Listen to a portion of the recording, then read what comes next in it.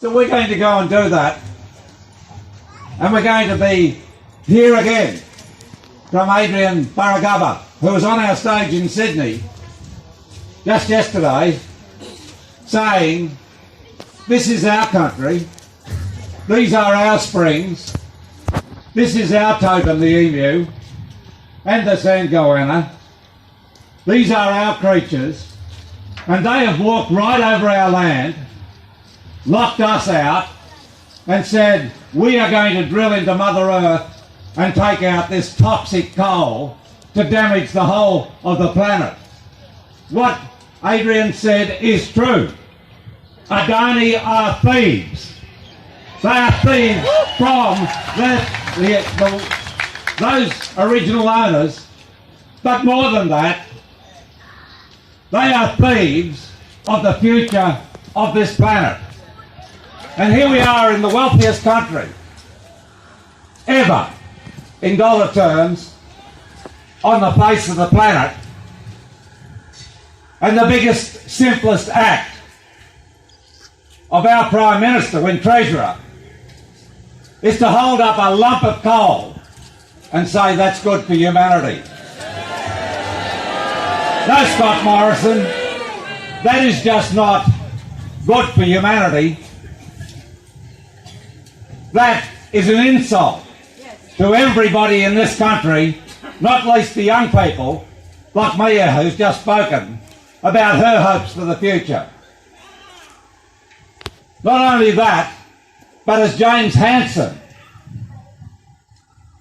the former head of NASA in America, told Congress, anybody who opens a new coal mine, knowing what we 8 billion people know we're doing to the planet now, and seeing this heating that we're in, this climate emergency, anybody who opens a new coal mine is a criminal.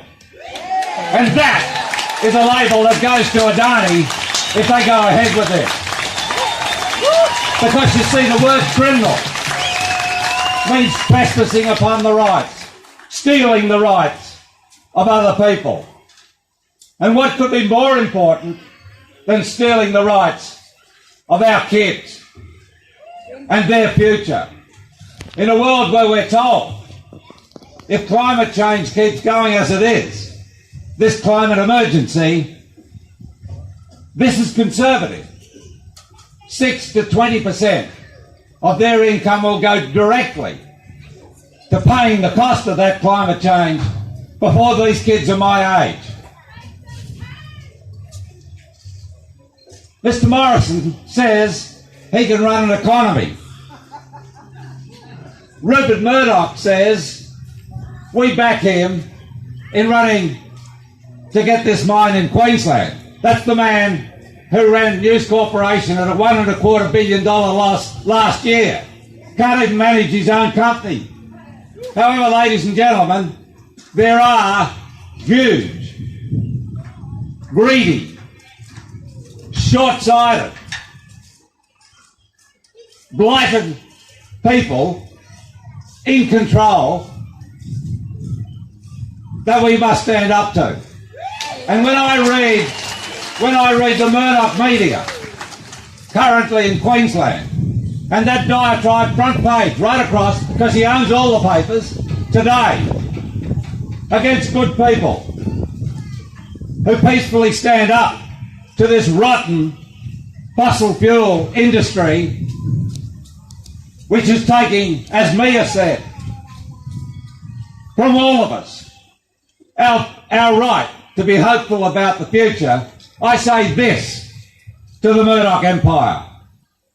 You are complicit in that criminality.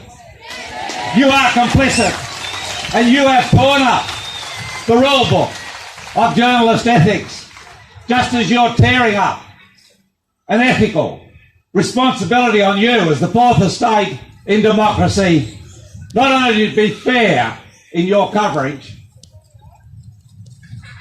but to have a responsibility for the future of our society here and around the world. And here we are on a planet where the sea has risen 20 centimetres in my lifetime. That is a massive megaton barrage against our coastlines every time there's a storm. It's a battering ram put there by the fossil fuel industry, by coal. And just this year, we have seen the floods in Townsville, for goodness sake, centre Adani for this mine, worsened by coal. Millions of dollars, heartache, homes washed away, lives lost. Because coal made those floods worse. Worse fires, as Mia said, in Tasmania and in the Arctic and in America and in Portugal and in Greece, right around the world. And the extinction of our fellow species at a rate never seen before, never approached before in all of human history. And one of the great causes of that is our heating planet. And what's causing that heating, ladies and gentlemen? We all know, and so does ScoMo know, and so does Rupert know. There is no excuse. We know it's burning fossil fuels for which there is no credible reason, justification, ever again for opening a mine on this planet where we have that star, that nuclear reactor 93 million miles away there, giving our planet all the energy we'll ever need, renewable energy, which is going to enhance life rather than destroy it.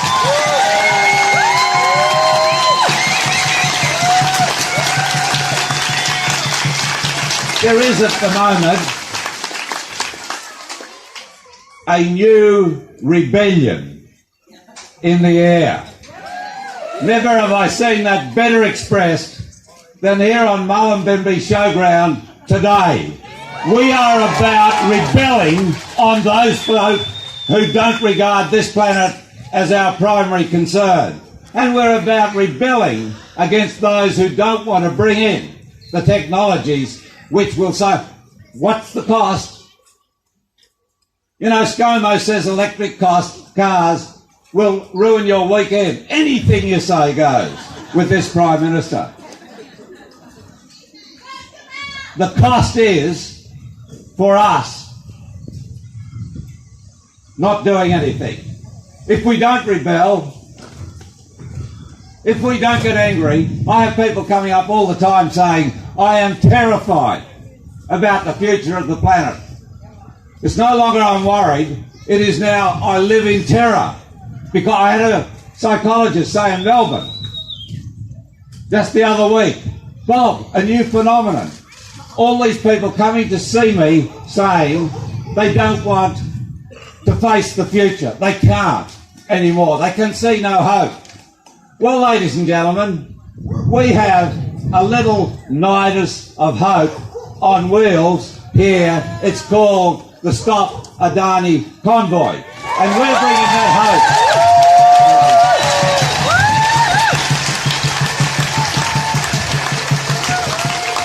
This convoy is not just saying, stop the criminality. This convoy is saying, celebrate. Because we love this planet, which so far as we know, is the only one in the billions in the universe which has life, which has love, which has laughter, which has creativity, which has adventure, which has inspiration, which has sports, which has symphonies, which has canvases, which has great cathedrals, which even when they burn can be rebuilt. But ladies and gentlemen, if this planet burns, we will never get it back again. Nobody's going to bring that world heritage back if we leave our world and let it go. We cannot and we will not do that. And I can say to our friends here that if we don't succeed, I'll come back up with many more to stand peacefully in the way of this Adani mine until it does stop.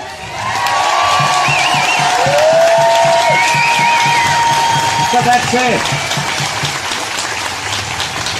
there is a better option that all of us can take part in.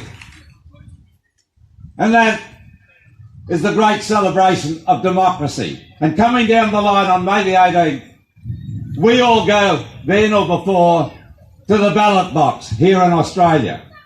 Make no mistake, misrepresented as it might be, we live here in this nation like in every other nation amongst millions of warm-hearted human beings who want to leave this earth feeling it's the better for having been here. And there's a test of that coming up on May the 18th. And it's pretty simple. It is, will you vote, will we vote for the planet, or will we vote for Adani? You can't have them both. We can't have a secure future for the planet if we have processes in government and in business with this unnecessary and evil mind that's proposed in Queensland. Now, ladies and gentlemen, I want to do a little test here, a front run for the election campaign. And it's three simple questions. Please don't take part if you don't want to. But here's the first question. Who amongst this throng, which Jenny and others told me now is exceeding 3,000 and building, who is here today who's going to vote for the Adani mine? Hands up, please. Oh. Well, you're familiar with politics. You know what it's like. Tell me, who here is going to vote for those who sit on the fence? Oh, well, ladies and gentlemen, that leaves one option I'll put to you. Who here on May the 18th is going to vote Stop Adani? Oh, you're a great lot. It's great to be alive on planet Earth in 2019. It's great to be moving up into the area where this mine will take place to support those good souls there, not least the Indigenous people who don't want this mine, not least the black-throated finch being sent to extinction if this mine goes ahead. But ladies and gentlemen, just let me say, we move peacefully there. We will move through Queensland and come back to Canberra on May the 5th in front of Parliament House where it matters.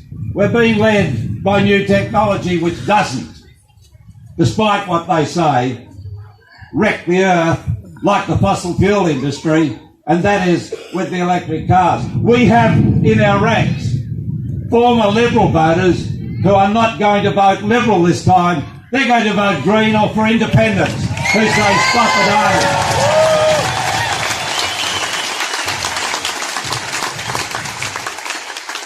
It's just great to be here. It's great to be with this positive. We are the positive framework for the future. It's great to be responding to 150,000 mayors who turned out and who are going to turn out again with the next climate strike. Let's go, mate, try and stop that on May the 3rd, 2 days before a Go Kids of Australia. Go for it!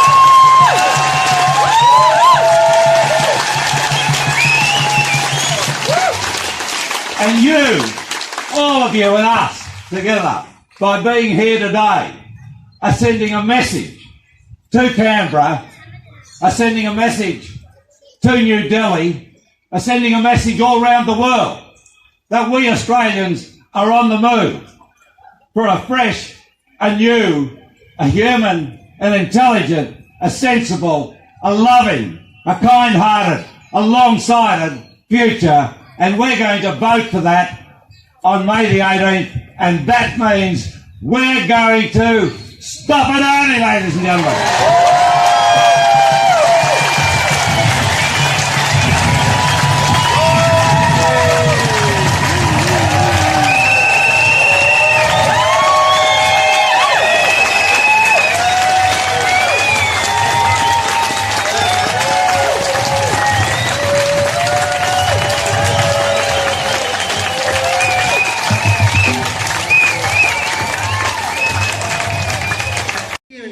Valley.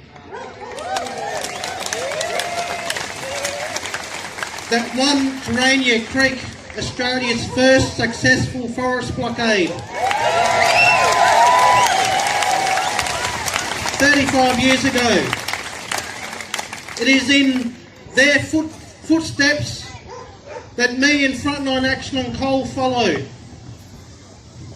As I said before, we started in the Laird State Forest before Stop Adani, and we will be finding coal long after we win Adani. And we need to win Adani very soon, because in New South Wales alone there is enough coal mines ready to go, ready to be approved, that dwarfs Adani.